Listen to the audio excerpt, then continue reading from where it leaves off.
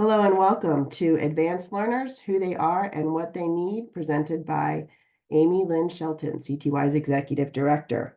My name is Stacy Johnson. I will be assisting Amy and fielding questions from you at the end of the event. I'm the marketing coordinator here at CTY, and I'm pleased to be bringing you this excellent information in such a cool format. So let me introduce Dr. Amy Shelton. She is CTY's Executive Director. Dr. Shelton holds a faculty appointment in the School of Education and has held joint appointments at the School of Medicine and Krieger School of Arts and Sciences. She has also served on the University Steering Committee for the Science of Learning Institute. Amy is an advocate for bright students in every community and has dedicated her research to the design and delivery of innovative educational models and approaches that support the diverse community of advanced learners. Amy, it's all over to you. Thank you. Thank you, Stacy. And thanks to everyone who's here. So good afternoon to those out here on the East Coast with us. Good morning or good evening, depending on where else you might be. I'm happy to have a chance to talk with you today because I think all of us probably have sort of a general sense of what we mean when we talk about advanced learners, but there's a lot more to it. And I'm hoping some of what I talk about today sort of reveals itself as kind of common sense, but other things are probably a little more nuanced. And I look forward to the questions that we get because so much of what we do at CTY depends on the way we talk about these things. I'm going to start by I know many of the registrants are familiar with CTY, but just in case you're not, some of our basics. We've been around a long time. We've got a 45-year history, and we're really a center dedicated to improving education, a center for innovation. We do a lot of sort of wraparound things. So most people know us for our programs, both in person and online. But we also do spend a lot of our energy on what it means to test and identify, and also do research around the work that we do. We are actually a global community. We have students coming from all over the world. We actually have instructors from all over the world as well. And so we really try to create an experience that captures what a learner needs in really truly a global sense as much as we can. So the topic today is really about our students. So who are the students that we tend to serve, or that the field of gifted education tends to serve? And there are a lot of different words that get used. And we find that the language you use matters because it can bring with it different sort of impressions. So there are words like gifted, genius, high ability. We've really settled not on an adjective per se, but rather a definition of what they do. And that is, we talk about them as advanced learners. And this gives us kind of a way of saying, how can we think about an advanced learner and what they're able to accomplish, and so that's really kind of the term we use, but you will hear people use interchangeably some of these others. Like I said, they often tend to be a little bit meaning laden. But what do we mean? What we mean is that they're in some sort of advanced category. And at the simplest level, what we mean is there's a range of academic ability out there, and these are the students who are at the high end of that curve. But that really raises a lot more questions, because for us, it's not about sort of one thing. It's about an ability to do what and in what areas. And then how do you actually know that someone is advanced? Well, in a formal sense, the most common way that the field of education thinks about advanced learners is through testing, is through standardized testing. At CTY, we do that with above grade level testing. And I'm going to talk a little bit more about why we think it's important to differentiate at that higher end. A lot of this is done through sort of what we think of as typical tests, like quantitative reasoning, verbal reasoning, or spatial reasoning. But we also have some alternatives in our space, especially in our research umbrella, looking at other ways to do it, including looking at fundamental cognitive skills, testing dynamic problem solving. We also are looking at some course-based type assessments that might be used to reveal these students as well. But how does that really help us? Because oftentimes then you have to say, well, how do you spot it in the first place? How do you know that you should go and have your child do something like an above grade level test? Because as an educator, we never want to put a student in a situation that is going to be really unpleasant for them. But just, we have to have some ideas. And the answer to that is, it really comes down to what we call sort of tendencies and characteristics. So I'm going to talk a little bit about a few of those. There are different schematics for talking about this. So I'm going to use one as more sort of what do we kind of advise people to look for in their students, whether they're an educator, or in their children if they're parents. And it's not that every student has all of these, but some combination of these usually is reflective of an advanced learner. So the real obvious one, and the one we test most often for, is strong reasoning and problem solving. And that can sometimes be a little tricky if you're not talking about a test itself, but over time you can kind of see that happening in conversation or in classwork.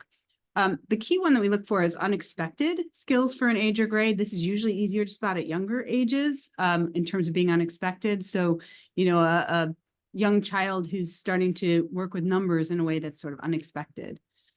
These students tend to really be able to grasp concepts. So listening closely to how concepts are described. There tends to be a much deeper understanding, delving into something like the 6-year-old who understands how the internal combustion engine works is pretty unusual. Not because a 6-year-old couldn't learn it, but the odds of a 6-year-old actually diving in deeply to that is pretty atypical. Many of these students, not all, will reveal their ability to really work independently. That doesn't mean alone necessarily, but simply independently in the sense of they can kind of take things on and move with them. Again, not universal, but it's something that they tend to be capable of.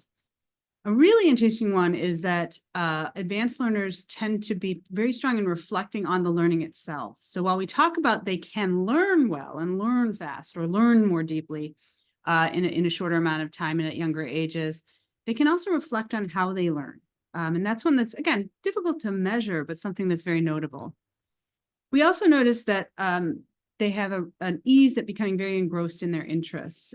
Typically, an advanced learner gets interested in something, they will delve into every detail. And it's very common to see that. Now, in general, as humans, we're good at delving into things that interest us, but this seems to go to another level.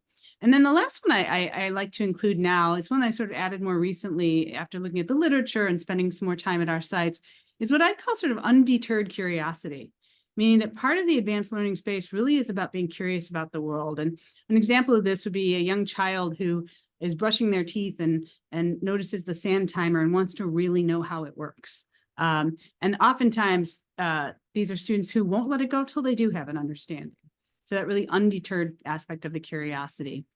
So the key to this is that these things happen in school and in educational settings, but they can also happen in unexpected moments. And oftentimes, I think for parents in particular, that sort of notion that my child might be really truly an advanced learner often happens in those really unexpected times. So again, tendencies, people, individual students may show a combination of these, some number of these. They're the kinds of things we can look for, and that would signify maybe it's time to do some sort of assessment to look at their needs. In addition to the things that they kind of share, it's really important to talk about how different they are, because sometimes we think about sort of the typical advanced learner, and that really speaks to their learning. Whereas many other characteristics are going to differ dramatically. So one that is core to CTY is that these students are found in every community, in every demographic. So they cross all kinds of lines that are irrespective of the academic ability.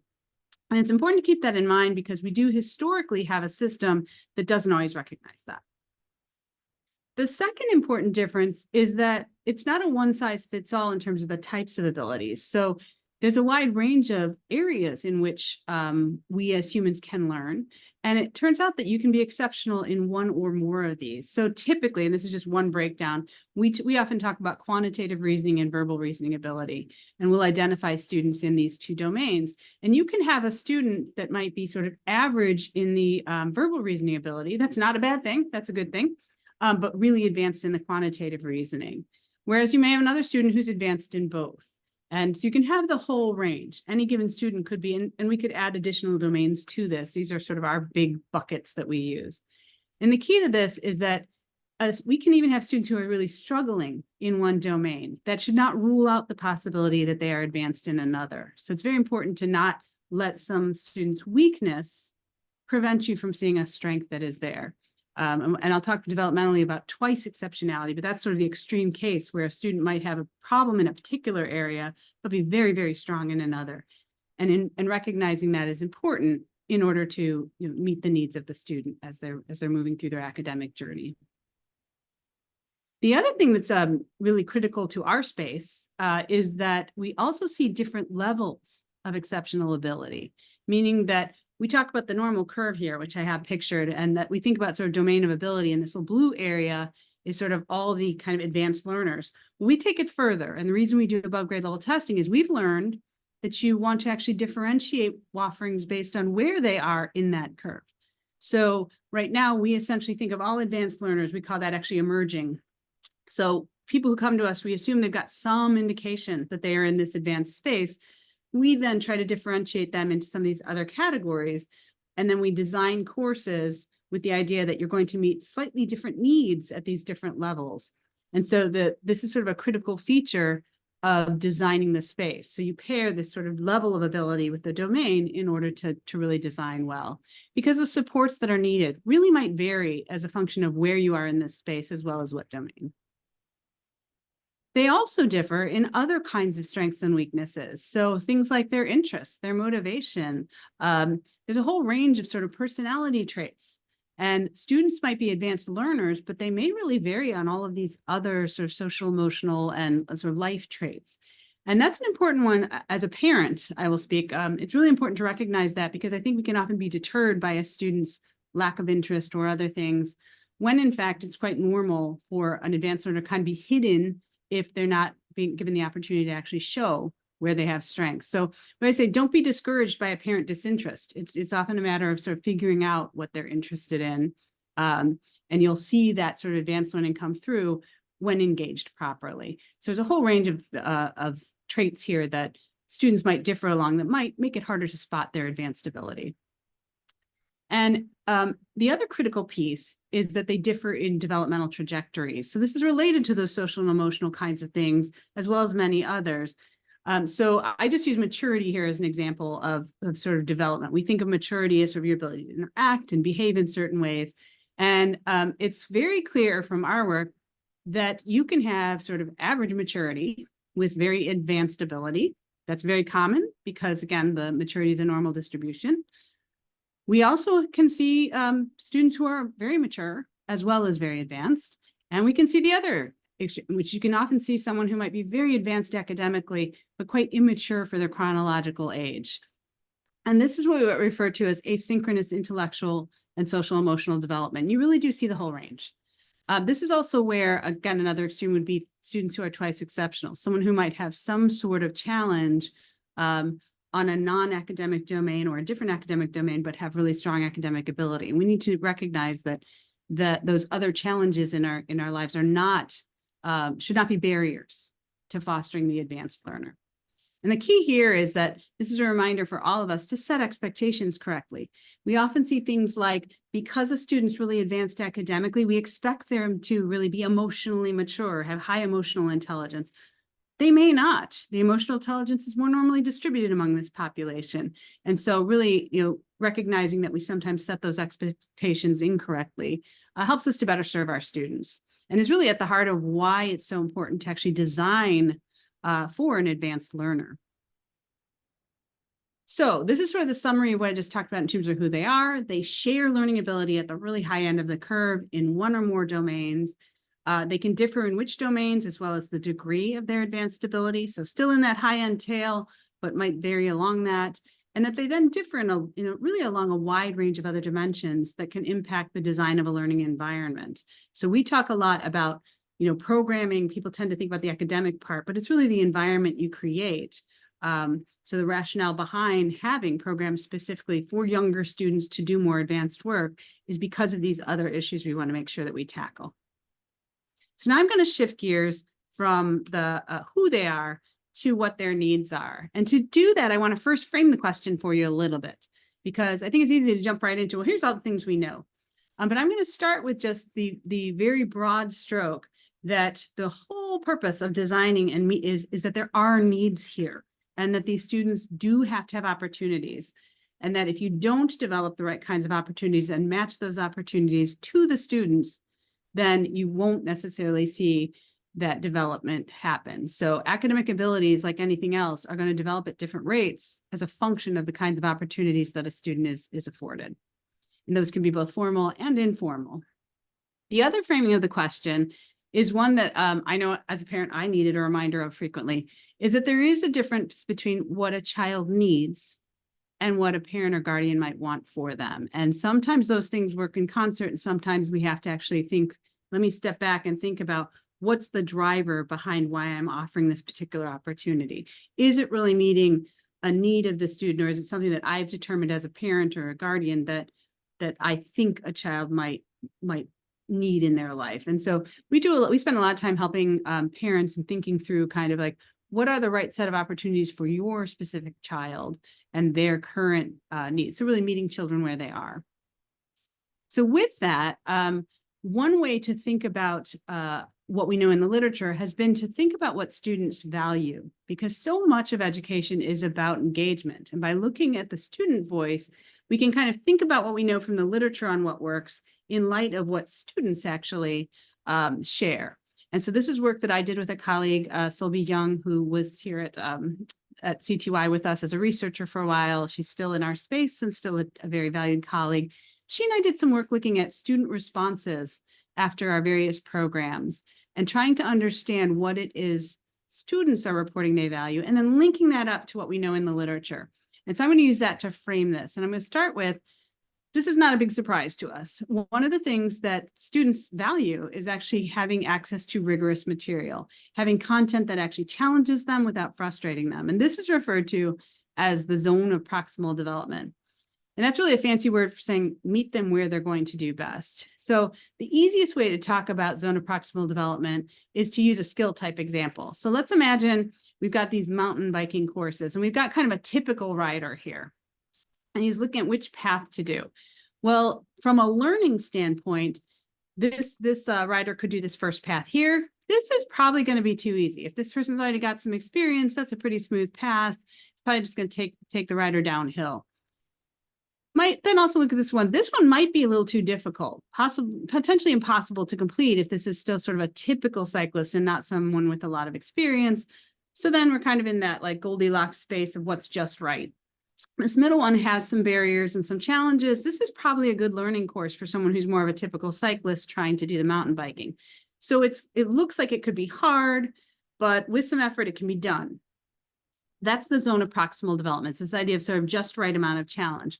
But now let's replace our typical rider with someone who's a little more aggressive and someone who's got more experience or is really picking up the mountain biking already and doing well. Well, again, that first path is probably too easy, but it's entirely possible that these courses that are kind of designed for sort of the general population might also not necessarily be enough challenge. It's possible that last one might be, but we don't know. The key is that you have to recognize that unlike our previous cyclist, this cyclist might need something more. So maybe this is someone we actually need to really go to the extremes. I don't recommend that kind of mountain biking if you're not experienced. But that's an opportunity to say, like, we're going to try and meet the students where they are, and challenge is really important. And that's that rigorous academic material. We actually know from research that students thrive when they're given sufficient challenge in both the content and the approach. So that refers to sort of the level of material you're using to teach the content, the speed with which you're using, so the pace of the work, sometimes allowing individually pace, sometimes pushing the pace for these students, but giving them kind of both the type of information and the way you present it in a way that introduces challenge. We have to talk about it as sort of putting the learning in the hands of the student. Moving away from sort of rote review and practice and into conceptual learning. So this is actually an interesting group of students because there are some things we do have to teach really rote because they get us to the next stage, like times tables and some types of spelling. Those are really important for us to actually just kind of learn and memorize. And those are gateways onto sort of the more rigorous and conceptual learning. But it turns out a lot of time for advanced learners, you kind of have to pair the two. The rote is kind of not engaging enough for these deeper thinkers in many cases. Again, not all, but in many cases. And then the other important thing about rigorous academics is that it really has to appropriately differentiate. So I mentioned earlier that we look at students and kind of stretch out that high end of students to say, where are you in the advanced learner space? And then we do have offerings that try to differentiate along those lines, both formally by creating them, and also just within our space by the way that students end up grouping or the way instructors actually handle their courses, that you're trying to really meet students where they are. And that's an important element. Every classroom in our system aims to do this kind of differentiation. It gets much harder as that distance among students and their abilities differ. It's really important that all students are met where they are. The second key factor we see is one that's really at the heart of what we do at CTY, but also something that as someone in education and learning finds so critical to development, and that's the supportive peer environment. Turns out for students who are in the advanced space, there are many, many benefits to having access to peers. And this means peers who are generally matched on their sort of intellectual ability for that academic ability that we're talking about. So putting kids together who think in like ways in terms of level, the conversations they have, they're going to bring many different things to the table. They're going to be able to have those at those higher levels. And then we talk about being sort of matched for near range social and emotional development, meaning that all kids are going to see differences in their social and emotional development, but you don't want that to be too distant. So this is actually one of the rationales we have for not taking, say, a very young child and putting them just in a class with older students. That age difference helps us get that sort of near range social emotional development. It's never perfect, but at least we can control that by having some of the sort of near age kinds of things going on. By having access to peers, they're going to find both shared interests as well as diversity. And then so the other piece of that is that when you bring kids together who are all excited about, say, a particular topic or a course, or just have that advanced ability, motivation to learn can really become contagious, especially among a group of advanced learners, because again, these are kids who can often reflect on their learning, and that gets other people motivated as well. So really thinking about that peer environment, we're finding more and more in the literature, as well as through our own experiences with students, that is really sort of one of the keys to keeping kids going during their academic journey. A third area is one that is more in control of parents and educators, and that's the fostering passions. And I think we all know that it's important to help foster children's passions, but I'm not always sure that we understand why and how to think about it. And when it comes to fostering passions, there's sort of different elements of the literature that are worth presenting, and that is, one is that an advanced learner does become easily devoted to interest. So if you can find that thing or those things that really grab a student, their skills are going to thrive when they have the ability to kind of pursue an interest. And that sort of ability to learn and to thrive will carry over into other areas of their academics as well. There's a lot of benefit from what are considered supplemental learning opportunities around their interests or things that they might be interested in. So there's a lot of evidence in the literature that it's not just about sort of advancing them in the sort of typical school environment, but actually giving sort of supplemental learning opportunities is really important to this group of students to really let them take off. The other thing that we see is helping them seek opportunities to apply their skills and knowledge. So learning is one thing, and our kids right now have access to a ton of information, right? There's YouTube videos, there's a whole world of information literally at their fingertips. And our job as the adults in the space is sort of to help them figure out how to navigate that, but also how to apply it, right? So a student watching a video is great, but if they're not interacting with the material or applying that information, that's going to be a limit. And so figuring out those spaces where it's not just about learning it, but actually synthesizing and applying what they're learning. And that's really how you foster passions and develop new ones.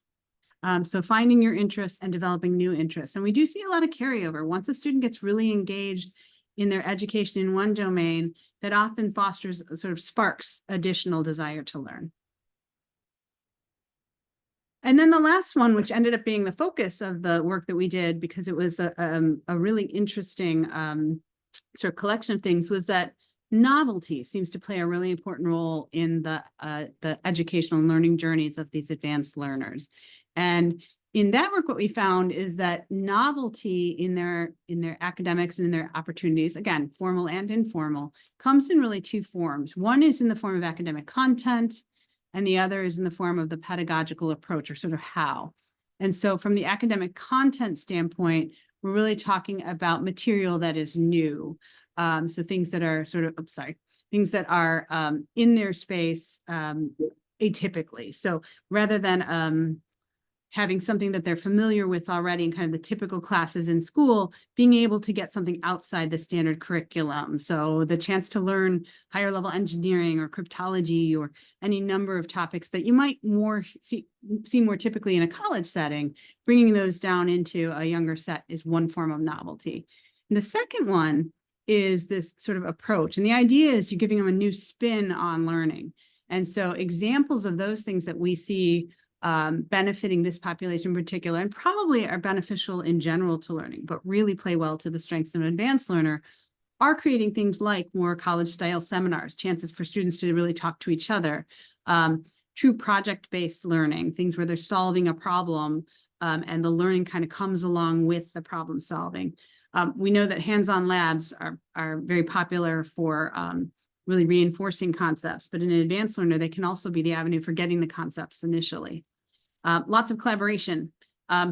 Not every advanced learner is comfortable in the collaborative space, especially if they've been in a classroom where there aren't many other advanced learners. Collaboration becomes kind of a negative for these students. So creating spaces where they can experience that collaboration, again, with like-minded peers, with students who are similar to them, really grabs them and helps them to learn better. And then the other piece of this is really thinking, and many of these fall into this category, is really facilitating learning. We tend to think of teaching as giving information, right? Filling up a vessel is the most sort of common version of this, or the tabula rasa, the idea that you're writing on a blank slate. But really where learning happens and is most powerful is when it's in the hands of the students and it's being facilitated by an educator or an activity or any of these other sort of approaches you can use to get to the learning. So the idea is really that the learning happens because the student is doing other things, and that the role of an educator is to be that expert facilitator, and in many cases a co-learner. And so novelty really is something that we try to think about and be deliberate about when we're talking about what are the things we look for an advanced learner.